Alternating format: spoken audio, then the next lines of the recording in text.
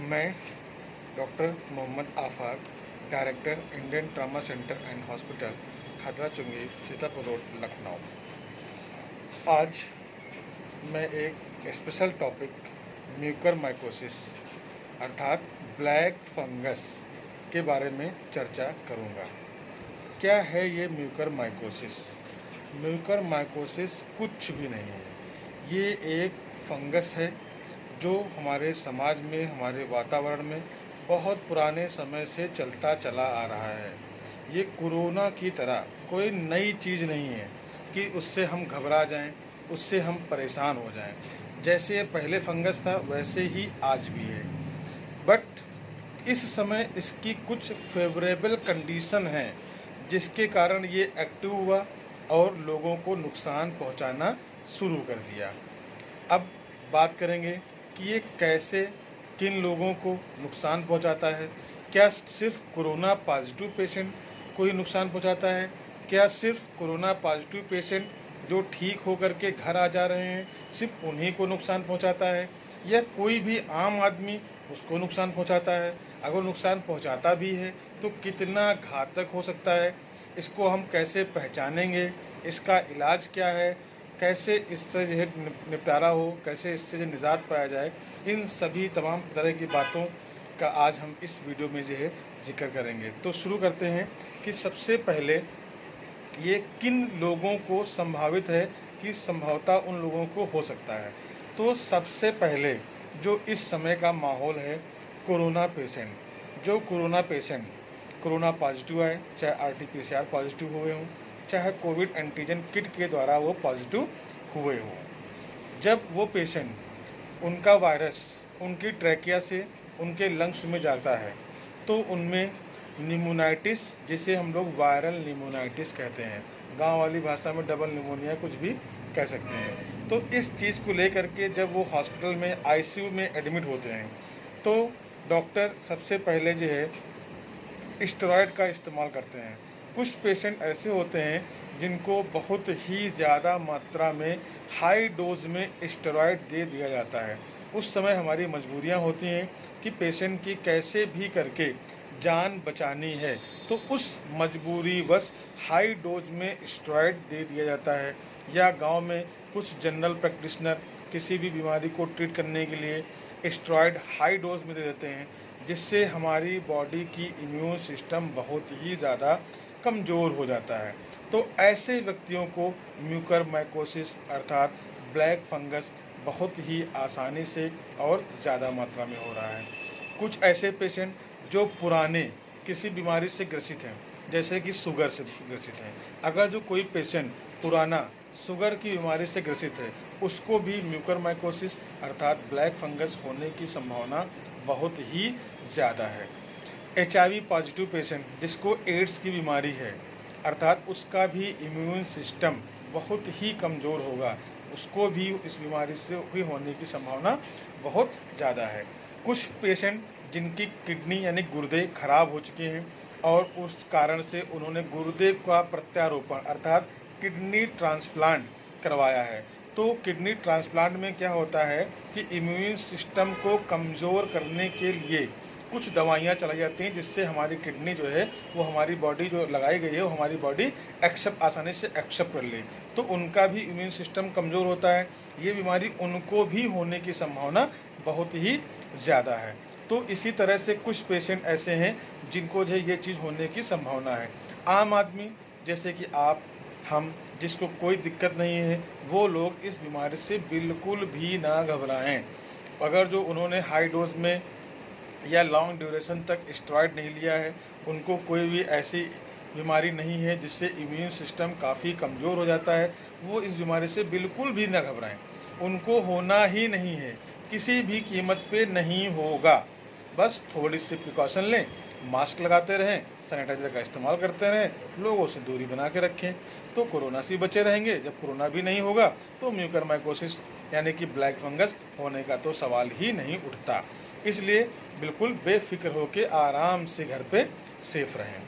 फिर अब इसकी बात करते हैं कि जिसको ये हो जाएगा तो वो जानेंगे कैसे, पहचानेंगे कैसे, उसके लक्षण क्या आएंगे कि जो है हम जाने कि ये म्यूकर माइकोसिस के लक्षण हैं।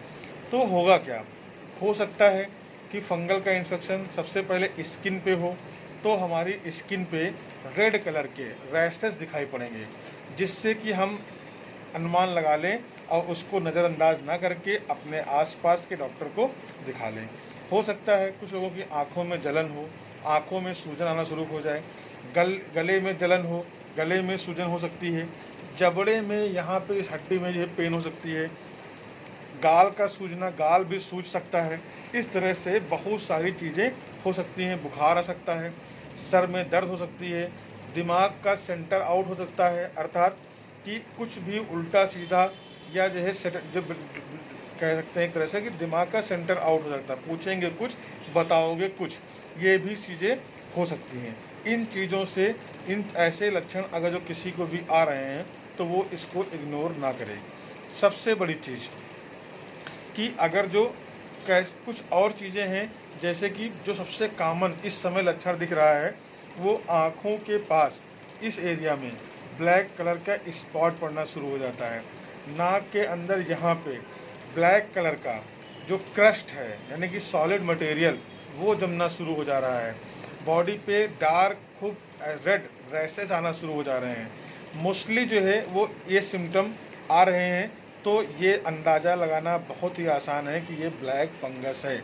बाकी सारे सिम्टम तो नॉर्मली हैं। हेडेक है, नॉर्मल इंसान को भी होता है, कोरोना पेशेंट को भी होता है, ब्लैक फंगस वाले को भी होता है, तो कुछ आइडिया लगाने की बहुत ज़्यादा खास वो नहीं है। फीवर किसी को भी आ सकता है, तो ये भी कोई बहुत ज़्यादा जो है वो नहीं है। लेकिन ये तीन चीज़ें को आपको होती हैं, आँखों के चारों ओर ब्लैक कलर का स्पॉट या स्वेलिंग या रेडनेस मिलती है, या नाक के अंदर नेजल इसमें अगर जो आपको जो ब्लैक कलर का क्रस्ट मिलता है, या आपकी इस बोन में बहुत ही ज़्यादा पेन हो रहा है, इसको कतई अवॉइड ना करें। अपने नज़दीकी डॉक्टर के पास जा कर के सलाह ज़रूर लें। अब बचना कैसे है, कैसे इससे हम बच सकते हैं? तो बचने के लिए इसमें सिंपली आसान है, बच सकते हैं, बचा जा सकता है। उसके लिए करना क्या है, मास्क पहनिए, फुल स्लीव्स पूरा जो है, जो भी पहनते हो आप, सलवार कुर्ता पहनते हो, शर्ट पहनते हो, कुछ भी पहनते हो, वो स्लीव फुल स्लीव पहने। अपने अगर आप शुगर के पेशेंट हैं तो आप अपना जो है डायबिटीज़ वो पूरी तरह से जो है कंट्रोल में रखें। डायबिटीज़ के पेशेंट डायबिटीज़ कंट्रोल रखें। जो जिस तरह का पेशेंट है उस बीमारी को कंट्रोल में रखें, तो इंशाल्लाह ऊपर वाला चाहेगा तो आपको कोई दिक्कत नहीं होगी। फिर इसके बाद हम लोग बात करते हैं कि ये जो फंगस है, ये आता कहाँ से है? हवा में नहीं उड़ता है। ये क्या होता है कि जो मॉइस्ट एरिया होता है, जैसे सॉइल, ये बहुत कॉमन एरिया है इसका। मॉइस्ट एरिया कहीं से भी होगा, वहाँ से आपको मिल सकता है। तो इसलिए जो उस एरिया में जाते वक्त पूरी ट्राउज़र, शूज़, सॉक्स, ये सब बाकायदा पूरी से पहन करके तभी उस एरिया पे जाएं। अब बात करते हैं कि इसकी डायग्नोसिस कैसे बनेगी, कि अगर जो हमको कंफर्म करना हो कि मुझे ब्लैक फंगस यानी कि म्यूकर माइकोसिस ही है, तो इसकी डायग्नोसिस का क्या तरीका है और डायग्नोसिस कैसे बनेगी। तो अगर जो कोई पेशेंट आपको ऐसा मिल रहा है जिसके आँखों के चारों ओर आपको रेडनेस या ब्लैक कलर का स्पॉट या स्वेलिंग या कुछ भी मिल रहा है, या नेजल कैविटी में जो आपको जो क्रस्ट मिल रहा है, तो आप उसकी बायोप्सी निकालिए और उसको जो है टेस्ट के लिए भेज दीजिए। सिंपल सा है, क्लियर हो जाएगा कि म्यूकर माइकोसिस ब्लैक फंगस का पेशेंट है या नहीं है। अगर जो कोई पेशेंट ऐसा है जो हेडेक बता रहा है, यहाँ पे पेन बता रहा है, आंखों के पीछे दर्द बता रहा है, तो आप उसका सिटी स्कैन करा लीजिए। उससे भी एक जो है संभावित आपको जो है आइडिया लग जाएगा कि पेशेंट जो है is suffering from Mucor mycosis और नॉट। अब बात करते हैं कि इसका ट्रीटमेंट क्या है, कि क्या इसका इलाज है। तो अगर जो कोई पेशेंट काफ़ी डिले करता है, बहुत देर में डॉक्टर के संपर्क में आता है, सब चीज़ें उसको हो चुकी होती हैं, तो इसकी प्रोग्नोसिस बहुत ही ज़्यादा ख़राब है, बहुत ही ज़्यादा पुअर है। लेकिन संभाव्यता जो है 2 से 3 महीने प्रॉपर ट्रीटमेंट जिस पेशेंट का हो जाता है वो बच भी जाता है। इसलिए समय रहते अपने नज़दीकी डॉक्टर से सलाह जरूर लें। अभी तक जो इसमें ट्रीटमेंट की बात सामने आई है वो ईसाविकोनाजोल टैबलेट है, इसका ट्रीटमेंट आया है। और जो कुछ थेरेपी हैं, जैसे जो एम्फोटेरेसिन बी, ये इसकी थेरेपी है, इसका इस्तेमाल हो रहा है। और बाकी जो डेवलपमेंट अगर यहाँ पर क्रस्ट है तो क्रस्ट को उठाएंगे, यहाँ पर जो सॉइलिंग है या उसमें कुछ जो भरा हुआ है लिक्विड फ्लूइड वगैरह हुआ है तो उसको निकालते हैं, यानी कि सर्जरी करते हैं। और अभी तक कुछ खास इसके बारे में जानकारियाँ नहीं मिल रही हैं। अभी को जो है खास इसकी ICMR से या WHO से कोई गाइडलाइन भी नहीं आई है। अगर ऐसा कुछ जैसे जैसे कोई इन्फॉर्मेशन आती है तो हम आप लोगों से ज़रूर शेयर करेंगे। बस हमारी यही कामना है कि स्वस्थ रहें और जो घर पे रहें, सेफ रहें, मास्क पहनें, सैनिटाइज़र का इस्तेमाल करें। Okay, thank you, good night, अल्लाह हाफिज़।